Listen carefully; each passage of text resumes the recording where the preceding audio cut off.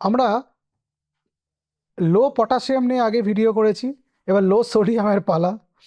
লো সোডিয়ামকে ডাক্তারি পরিভাষাতে হাইপোন্যাট্রিমিয়া বলে। Natrium Latin word, সোডিয়ামকে বোঝাতে ব্যবহার করা হয়, সেখান থেকে ন্যাট্রিমিয়া মানে রক্তে, মিয়া ব্লাডের সঙ্গে রিলেটেড, তার মানে রক্তে কম সোডিয়াম। 135 মিলি ইকুইভ্যালেন্ট পার লিটার, এর এটা হচ্ছে বর্ডার লাইন। এর নিচে থাকলে আপনাকে হাইপোন্যাট্রিমিয়া বলা হয়, আর যদি 120-র নিচে চলে যায় তাকে সিভিয়ার হাইপোন্যাট্রিমিয়া বলা হয়। হাইপোন্যাট্রিমিয়া বা লো সোডিয়াম হওয়ার সবচেয়ে যে কমন বা সাধারণ কারণ, যেটাকে সিআরড বলা হয়, SIADH, syndrome of inappropriate ADH. ADH hormone inappropriately বেশি হওয়ার জন্য এই রোগ হয়। অনেকগুলো কেসে হতে পারে, হেড ইঞ্জুরি হতে পারে, সেরিব্রাল ইনফেকশন বা স্ট্রেস বা সেপ্টিসেমিয়া, এইসব অসুখও হতে পারে। লো সোডিয়াম হওয়ার অন্যান্য কারণের মধ্যে heart failure, kidney failure, chronic liver disease এবং অ্যাড্রিনাল ইনসাফিসিয়েন্সি, মানে অ্যাড্রিনাল গ্রন্থির কোনো যদি অসুখ হয় সেক্ষেত্রেও এটা দেখতে পাওয়া যায়। কিছু কিছু ওষুধ আছে যে ওষুধগুলো সোডিয়াম লেভেল ফল করিয়ে দেয়। ডাইউরেটিক গ্রুপের ওষুধ, শরীর থেকে জল বার করার ওষুধ, এরা জল বার করার সাথে সাথে সল্টও বার করে দেয়। থায়াজাইড গ্রুপের ওষুধ, এটা একটা ডায়ুরেটিক, রক্তচাপ নিয়ন্ত্রণের ক্ষেত্রে ব্যবহার করা হয়। কিছু অ্যান্টিসাইকোটিক আছে সেগুলো। কার্বামাজেপিন বলে নার্ভের ওষুধ আছে, সেইটা হতে পারে, অথবা pain killer, এনসেড, non steroidal anti inflammatory গ্রুপের ওষুধ। এই ওষুধগুলো সোডিয়াম রক্তে কমিয়ে দিতে পারে। ডিহাইড্রেশন যদি কোনো কারণে হয়, ভমিটিং, ডায়রিয়া বা খুব বেশি ঘাম হচ্ছে কোনো সিচুয়েশনে, তাহলে কিন্তু সোডিয়াম লেভেল ফল করতে পারে। আসলে শরীর থেকে যতটা না জল বেরোয় সেই অনুপাতে সল্ট বেরোয় অনেক বেশি।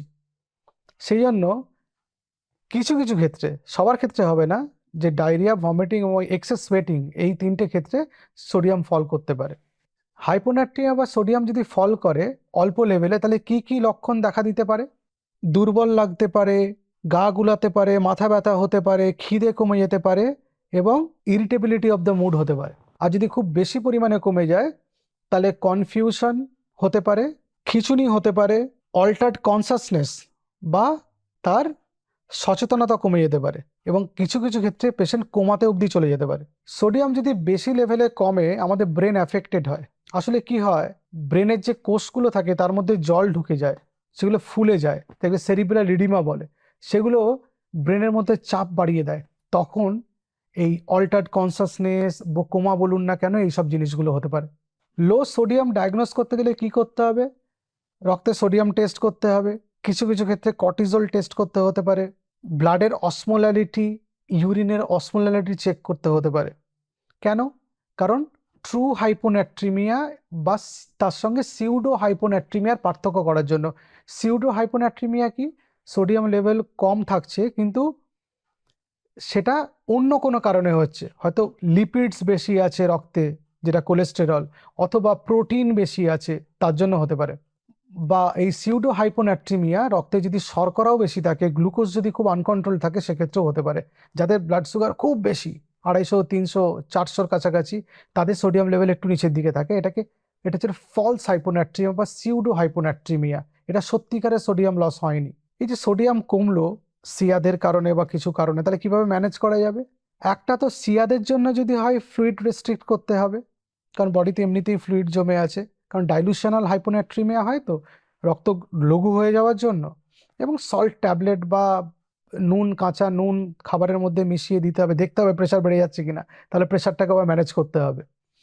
আর যেগুলো সোডিয়াম লস হচ্ছে বডি থেকে, যে রোগগুলোর জন্য, ডায়রিয়া বা ভমিটিং বা ঘামের জন্য, সেক্ষেত্রে নর্মাল স্যালাইন ইনফিউশন দিতে হতে পারে। ওআরএস খাওয়ানো হয় সেক্ষেত্রে, যাতে কিছুটা নুন শরীরের মধ্যে ঢোকে বা খাবারের মধ্যে যাতে এক্সট্রা নুন ঢোকে। কিছু কিছু খাবারে একটু বেশি নুন থাকে, যেমন কিছু ব্রথ, স্যুপ, এগুলো তো আমরা নুন মেশাই তো খাবার বানানোর সময়, সেগুলো খেলে সোডিয়াম ব্যালেন্সটা আস্তে আস্তে ঠিক হয়। এক্ষেত্রে আমার একটা কথা বলার আছে, খুব দ্রুত সোডিয়াম কারেকশনের দিকে আমরা যদি এগোই, তাহলে আমাদের অসমোটিক ডিমাইলিনেশন সিনড্রোম বলে একটা অসুখ হতে পারে, ব্রেন ড্যামেজ হয়। সেই জন্য সারা দিনে 24 ঘন্টায় 10 মিলি ইকুইভ্যালেন্টের বেশি সোডিয়াম কারেক্ট করা হয় না, বা প্রত্যেক ঘন্টায় 0.5 মিলি ইকুইভ্যালেন্ট পার লিটার এই রেটে কারেকশন করতে হয়। যেন যাদের সোডিয়াম কারেকশন চলছে তাদের বারবার রক্তের পরীক্ষা করে দেখে নিতে যে সোডিয়াম বেশি বেড়ে যাচ্ছে কিনা। বেশি বেড়ে গেলে ব্রেন ড্যামেজ হবে। তাহলে এই ভিডিও থেকে আমরা কি শিখলাম?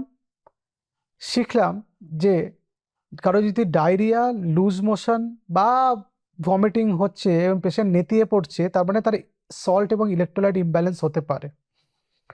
2 নম্বর, কিছু কিছু ওষুধে সোডিয়াম লস হয়। একটু আগে আমরা জেনেছি যে ডায়রেটিক গ্রুপের ওষুধ, থায়াজাইড ডায়রেটিক্স ইত্যাদি, বা এসএসআরআই গ্রুপের ওষুধ কার্বামাজেপিন, বা এনসেড গ্রুপের বা পেন কিলার, এগুলো খেলে যেহেতু সোডিয়াম ফল করে, আপনাকে খেয়াল রাখতে হবে যে এই ওষুধগুলোতে আমরা সোডিয়াম ফল করছে কিনা রক্ত পরীক্ষা করার প্রয়োজন হতে পারে।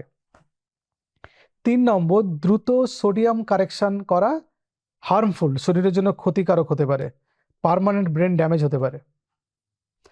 4 নম্বর, সোডিয়াম ফল করলে শুধু সোডিয়াম কারেকশন করার চেয়ে কি কারণে সোডিয়াম ফল করেছে সেই কারণটাকে আইডেন্টিফাই করতে হবে।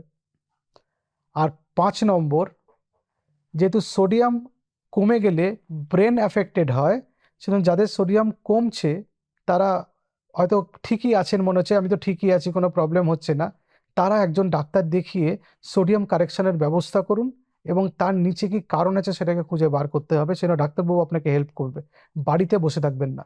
নমস্কার।